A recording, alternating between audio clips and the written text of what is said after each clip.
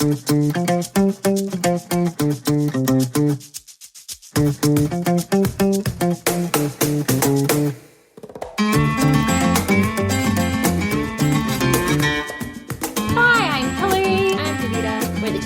Chicks. We don't know what our theme music is, but it was probably summery. It's always great. It's always great. And we have to say, in case something happens, we have Mr. Bates, my dog, with us today. So he's here. He might say hi. He might say hi. He might say hi to someone outside. And then we're just going to deal with it as it goes. But it is season 5, episode 12. And we're talking about imposter syndrome. Yes. Who has has had or is dealing with? So many people. So many. Where to start? Because this is, well, first off, if you think imposter syndrome, and I was talking to my mentor and Kara Reeser, and we were talking about that word, and it's just kind of a loaded word, and there's a lot with it. There's a lot with it, but there's actually a definition. Yes. Of imposter syndrome. And then we'll kind of get into the teaching aspect of it. Yeah. So, I mean, when we're thinking about imposter syndrome, we're talking about a lot of like self-comparison and perfectionism. And one of the like official definitions talks about it being a psychological phenomenon in which one doesn't feel that we deserve our accomplishments. You might feel like you don't belong, don't deserve your success, are out of place. Might even be constantly worried others will expose you as a fraud. And where it's like really hard to internalize successes. We feel like our achievements or successes are just from luck, or that we fooled everyone, and like everyone will find out that we are this fraud that we think we are. And this really does affect so many people, and so many people who are very successful deal with imposter syndrome. Yeah, and I liked that the word perfectionism was in there, because I feel like if you just apply that word to Pilates, there's so much where teachers think they have to be perfect, or their clients have to get it and be perfect, and then if they don't, it's their fault. Yeah. So I think that word perfectionism kind of really goes into, for the teacher, more of that imposter syndrome. Yeah. And that's one of the main things of it, is this comparison and this perfectionism, where as teachers, it's so easy and so common for us to compare ourselves to other teachers. And then when we think, oh, I'm not saying it like a cue, or I'm not teaching how that person's teaching, or I'm not doing it how that person's doing it. So it must be wrong. I'm not good enough. So I don't know enough. And one of the things we wanted to talk about is like, we never know everything. No, and I think that's one thing I love about teaching it. And I tell my students, it's like you're learning no matter how long you've been teaching. Constantly. And things change, not only in the science that we know in terms of the body and issues, that changes. But also we learn from our clients. So we might have a client that the way they think we've never run into, or the fear they have, or whatever it is, and we're constantly learning and growing. Yeah, and it's so important to constantly learn and grow.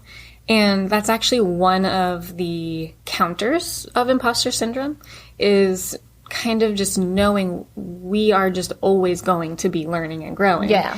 And one of the things to get ourselves out of our head of thinking I'm not good enough, I don't know anything, is just to think, okay, where do I think my gaps might be? Like, instead of just ruminating over, I don't know anything, what do I think? Yeah, what don't I know?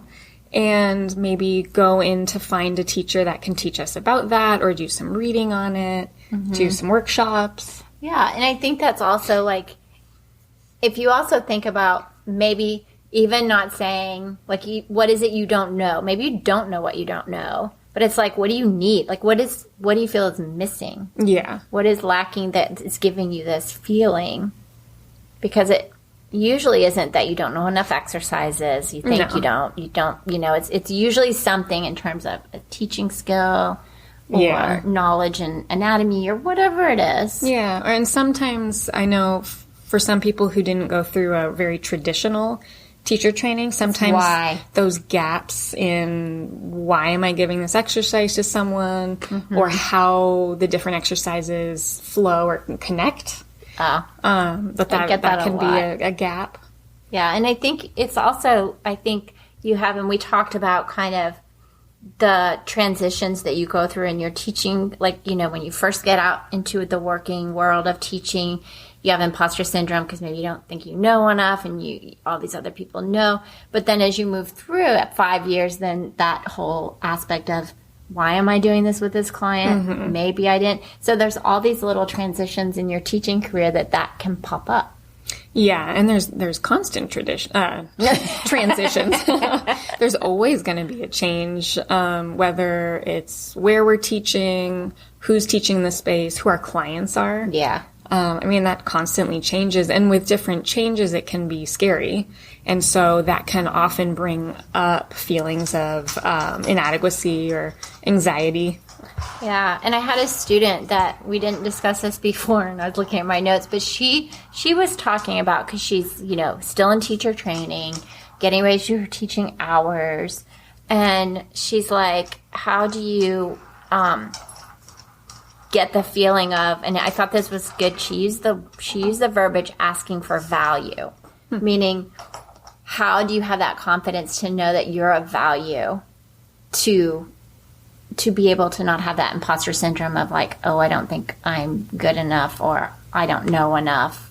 So in terms of for the client, like, how do we know we're of value for the client? Exactly. Like, or how do we present that in our confidence that as a teacher, I have value and I'm here and I have this knowledge, instead of feeling like, am I? I don't know. Right. Yeah, especially as you're starting your journey, I think. Well, I think that's the hardest when you're starting your journey. Because Definitely. As you teach more and you get more comfortable teaching different types of people and all sorts of different scenarios, it just kind of comes. But I've often thought that for me, my performance background has actually helped in my teaching. Not that I'm putting on a facade, but sometimes you do just have to pretend that you feel confident. I think that's key. It's kind of like when you first get out of teacher training and maybe you have a client that's been doing Pilates longer than you've been learning or whatever. Like they have more, and then you just got to you have to fake it till you feel good. You're like, okay. And when they're like, how long have you been teaching? And maybe a year, and they've been doing Pilates 22 years. Yeah. And it's like, oh, Yeah. Well, in those scenarios, I used to come up with a way of saying something where I would say, well, I've been practicing Pilates since I was 14. Yeah. And then you just leave it there. Yeah. So you don't want the client to feel like, oh, this person's not going to know anything. Because then that just sends you right back into the even deeper of that imposter syndrome. Yeah. Because anyone who is now, like, you've finished your teacher training program, you're out teaching people, you've done a lot of hours, you've done a lot of studying. A lot. Even if you're new, there's a lot that you know. And even if this client has been practicing for 20 years and you've only been teaching for one, they've never done a teacher training program. No. And that's completely different. You know so much more. Even though they've been doing it for so long. Exactly. And I think that's something to also remember when you're in that moment is like, yeah, maybe they've been doing Pilates longer. Mm-hmm. But when you go through teacher training, it's completely different than being a client. Yeah. Especially if you're going through like we went through. Where like it's fully comprehensive. Yeah. You're learning everything and the why and all of that. That's complete. They don't know any of that. Yeah. And I think we've mentioned this before, but like, I remember when I first started my teacher training program and I had already been doing Pilates for like 10 years or something. Mm-hmm. And so then I started learning how to teach it. And before I started my program, I thought, well, I know so much. Like, I already know so much about Pilates. This. Like, yeah. And then you start learning how to teach it, and it's completely different. And so I think one of those things with imposter syndrome is either mentally or actually writing down, like making a list of those like small achievements and like small wins. Yeah. So like telling yourself something like that, like, I've learned so much in my training program. I know this, that, and the other thing. Mm-hmm. Or like little wins if like a client leaves and they're like, I feel so good right now. I made so-and-so feel good today. Yeah. Or those texts you get where you're like, oh my God, I came in and my knee hurt or this hurt and blah, blah, blah, and I feel so much better and stronger.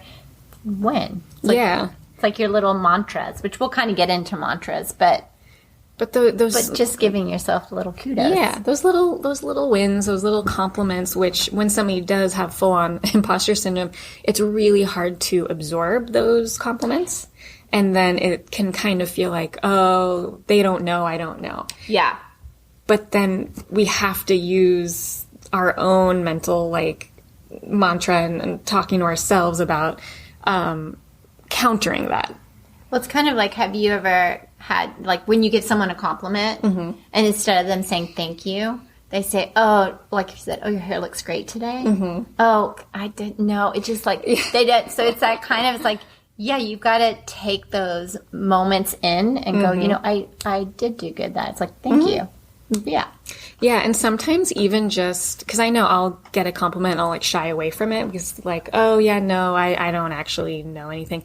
And so instead of thinking that, catching yourself thinking that, and then actually just saying thank you. Yeah. Thank you to the person. It's like changing the narrative in your brain. That's what you need to do. Yeah. And we were talking about, and I had a student tell me this, and we talked about it before, but I kind of feel it's those with imposter syndrome, and you're just uncomfortable, whatever it is. Like, you're uncomfortable in your knowledge, you're uncomfortable in, like you said, in the setting and all these teachers that maybe you don't know, and you feel like they're judging you, or they think, oh, she doesn't know anything, or a new client. Yeah. It's just this feeling of being very uncomfortable, and I think the point of making those notes, like you said, kind of gets you like, oh, okay, and gets you more like breathing and more in that comfort zone. Yeah, and also, like, I find it really helpful to actually, like, write down those things, because then when you are feeling really uncomfortable and you just can't get yourself out of it, you go back and look at it. I think we've talked about it before, because you were like, oh, yeah, I just went back and, It really helps. And, like, for a while, I was writing, like, a list of compliments clients would give me. For, like, a good 2 months, I would just, like, write one down on the same little note. Anytime someone said something that, like, made me feel good and of value as a teacher. And so on those days when I'm like, oh, blah, blah, blah, blah, I don't know what I'm doing, and I go back and look at it, I'm like, oh. And it really, I mean, it might not solve that moment 100%, but it really does alleviate some of that discomfort. Yeah. And it also kind of, it changes. It's almost like when there's scientific proof that even if you're in a bad mood and you're depressed and whatever, if you make yourself smile, it tricks your brain. So it's kind of the same thing where you see this, like, it's like, oh, yeah, okay. Yep. It's okay. Yeah, it just changes the moment, it gets you out of your head, which one of the other things we wanted to mention are, like, the ideas of, like, a self-mantra, where that can also help you get out of that space of comparison and negativity, where you can just pick a very simple phrase that might sound silly, but over repetition actually helps. So it can be like, I am enough. I got this. I can do this. You know this. Yeah. Whatever it is. That's I am a good teacher. Yeah. Completely. I am a good teacher. I am a good teacher. And I'm a great teacher. I am of value to my clients. Exactly. Like, whatever it is that we can just easily repeat and just think. And I actually recently learned about this idea called bilateral reprocessing, where it's like a psychology terminology where you think that mantra in your head while you're doing your movement practice. And because you're thinking it and moving at the same time, it gets in there. It really gets in there. Yeah, it kind of speaks to Pilates, doesn't it? The movement pattern and the thought process. I love that. Yeah. Well, we were also talking about kind of the perfectionism, right? And how with imposter syndrome that has happening and how it goes into teaching, but also that we were talking about growth mindset. And I think that's important. We kind of touched on it, but continuing to learn throughout your journey. Yeah, just always continuing to learn and just fill in those gaps that might be the source of some of that discomfort where we don't think we know something. But that's why we have, like, continuing education credits in Pilates and all sorts of different fields, because, like you said before, like, things do change in the field.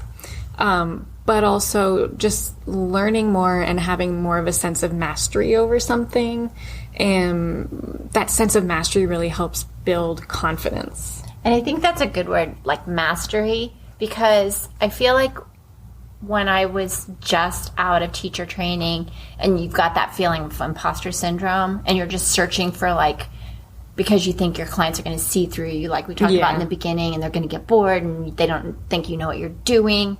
But really like figuring out like what we think is missing from our teacher journey in each little moment and really deep diving into it. Yeah. And mastering a subject, like mastering a thought process or whatever it is. Yeah. Instead of just like touching on little things. Yeah. And sometimes like by starting a learning journey, people then find something they're very passionate about. And maybe that becomes your specialization. And then you feel this little niche is a sense of mastery of where that's where clients come to you for that specific thing. Yeah. And then that then you feel very grounded, like this is my specialization. Exactly. So you don't feel like you have to be this whole big thing of like all these little moments of, this. It's like, that's why I feel your teaching journey, the more you study, it kind of narrows on this path. The path may shift and change, but things kind of narrow in a way where you're like figuring out what speaks to you in that term. Kind of end up focusing on something, or like one or two things. And it's very true. As people teach longer, they kind of narrow the focus. Yeah. And like maybe like, you can now teach, you feel more comfortable with any type of client, but maybe there are certain types of clients that you are most interested in working with. Yeah, that speak to you better. Yeah. Whatever that is. But I also think we were talking about the mantra. Yeah. I want to say mantra for some reason. Yeah, that works too. For yourself. And I think we kind of talked about, that one thing we can do when we get into that mindset of imposter syndrome is, and we talk about this, that when we teach, we're teaching to that body. It's not about us as teachers. Yep. So if you take yourself out of the equation and it's all about the client, that's going to kind of take you out of that kind of spiral in your head. Yeah. Of, oh my gosh, you're in your head. Oh my gosh, I'm not good enough. And all of a sudden it's like, wait, I'm focused on this. This is about them. Yeah. Not me as a teacher. It's not about me having to prove what I know or my worth or everything I know in the whole scheme of my life. But it's about this client and what do they need today. And if we focus on that, it really does take us out of a spiral. Yeah, you're out of your head. It's all about them. And we talked a little bit about like kind of like when you have panic attacks or anxiety, and it grounds you. It makes it about something else. Yeah, like, and especially with like, which it should be about them. It should always be about. It should always be about. Yeah, the client. It really should not be about our ego as the teacher. No. But yeah, it's the same as any sort of an anxiety or uncomfortable emotion, where if you focus on a project or start reading a book or go on a walk or, something that takes you out of that ruminating spiral. Yep. So in terms of being in the studio with a client, that would be focusing on them, focusing on what they're saying, ask them questions, listen to what they're saying. So it's not us. No, it's not about us. Not about us. And I think, like you said, I don't know any teacher that at some point in their journey, multiple times, has felt this way. Oh, yeah.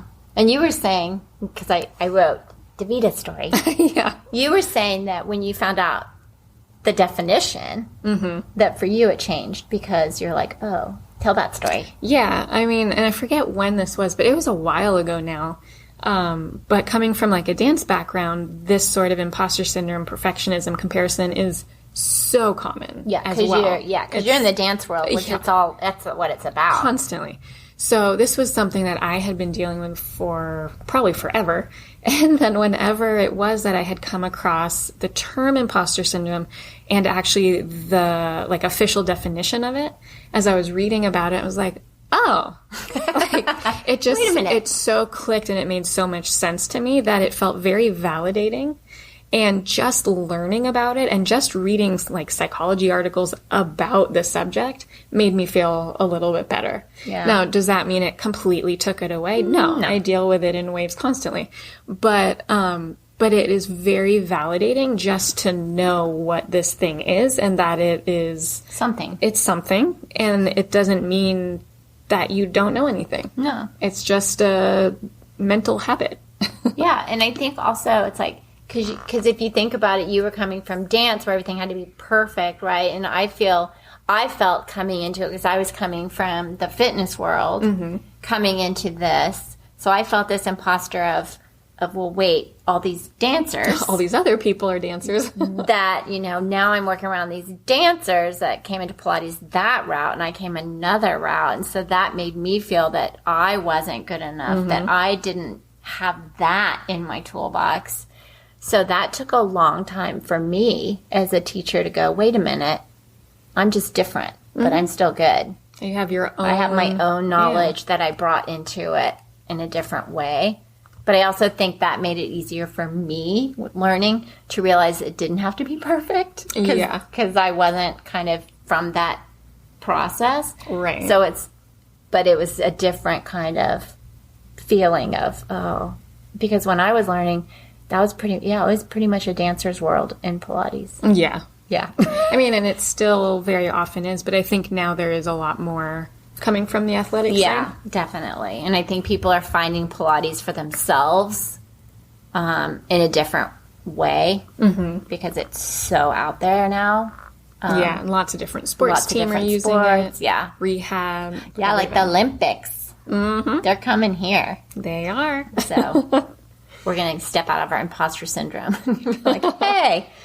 But I don't know. I think the main thing with imposter syndrome is just knowing what's going on in your brain and kind of getting out of it and not spiraling in it. Yeah. Well, because it's going to happen. It's going to happen. And so being aware of when that thought process is starting, and the more we can all like become aware of that thought process sooner, then the quicker we can get ourselves out of it.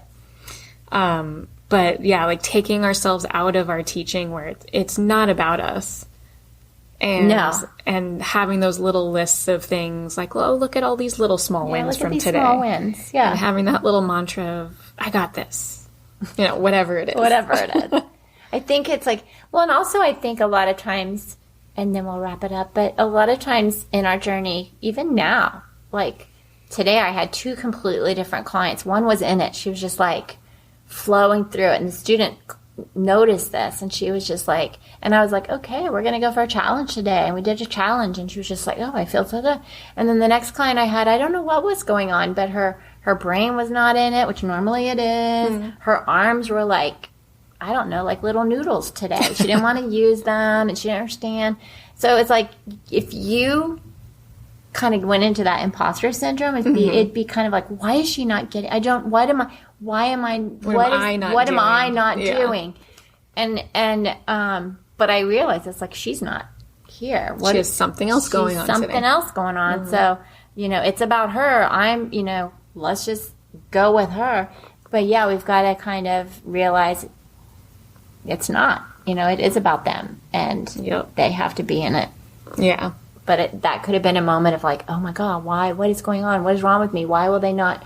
Yeah. Yeah, completely. Yeah. And I think that's why in teaching, that's probably one of the most important things for imposter syndrome for teachers, is just really realizing it is not about us. No, it is not about us at all. It's kind of like if you tell your client multiple times, straighten your arm, straighten your arm, straighten your arm, straighten your arm, straighten. I mean, how many times are you going to say it? And you're like, how many different ways? How many different ways?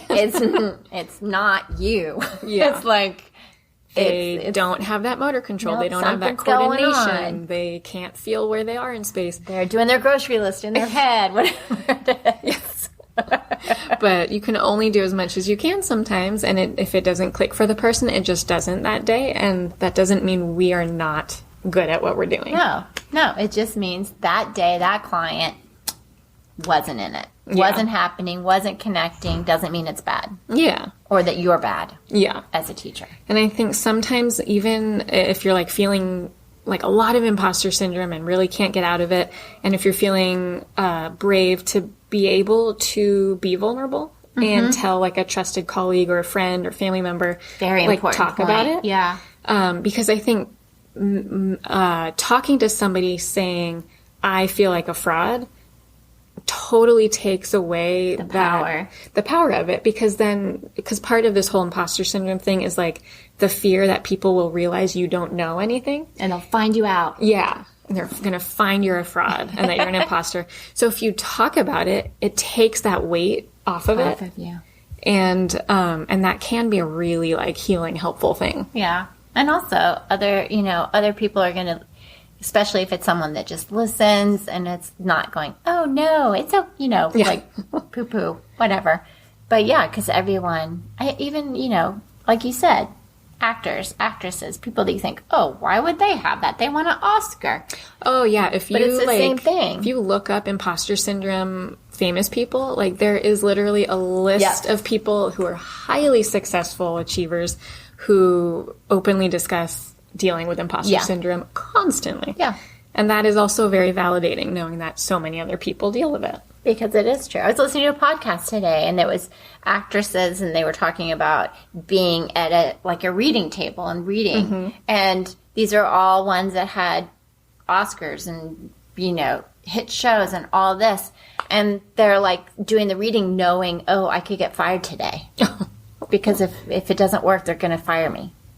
And these are people who are huge names. Yeah. So it's just something to realize, get out of your head. Yeah. And talk to someone. That's a good one. I like that one. Yeah. Being able to be vulnerable, talk to somebody, make your list. You can even have it on the, mirror, your computer. Yeah. Whatever format works for you. Your organizer, so you see it every day. Whatever. Yeah. I find lists very helpful. I we love like lists. We like organization. But who's our sponsor today? Because we actually have one of Mr. Here. Bates with us. Mm-hmm. So our sponsor is, in general, all animal shelters. Animal shelters. Adopt. Because they are, I don't know about where you are, but in LA, I know for sure they're overflowing. Mm-hmm. They need homes. So we just thought, we love our puppies. They're our babies.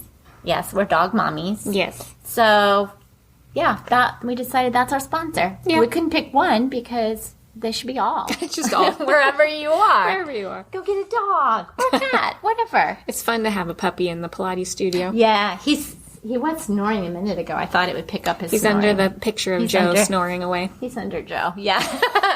But that's it, imposter syndrome. Yep. Yeah. So let us know if you have any questions about it or need any mantra suggestions. Yeah. So you can go on our website, shoot us an email or DM. Because we're happy to, if you want to say, hey, I'm feeling like an imposter, we'll listen. Yep. Yeah. It can be some of those safe spaces for you to share. We can be safe spaces. And we're on Instagram. Yep. What else? TikTok. Yep. And wherever you get your podcast. And YouTube. Yeah, and wherever you listen to wherever you're listening to this right now. Exactly. So thanks for listening, and we'll see you next time. See you next time.